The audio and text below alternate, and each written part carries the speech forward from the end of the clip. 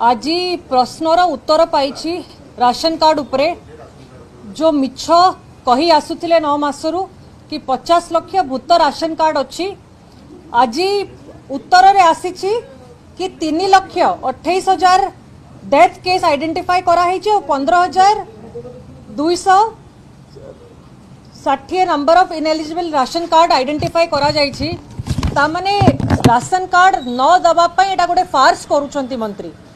एटा आज प्रमाण आसीगला कि आमर राशन कार्ड न दबा पई गरीब लोकन को हैरान करिया पई ए सबु नाटक करूछंती।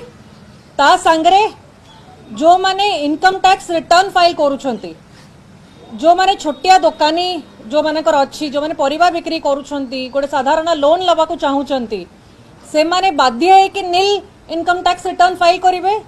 से मानकर पूरा परिवार राशन कार्ड काटी दउछंती। ई केवाईसी मु मध्य गोटे ई केवाईसी सेंटर को निजे गली कि जो कंप्लेन आसुची ई केवाईसी हो नाही कोन पई हो नाही मु निजे गली आउ से वीडियो रिकॉर्डिंग भी मध्य कली जेते थरे फिंगरप्रिंट की आखिरे देखुचंती से ई केवाईसी हो नाही। आज भी 5G समय रे 2G रा सिस्टम से माने यूज करूचंती।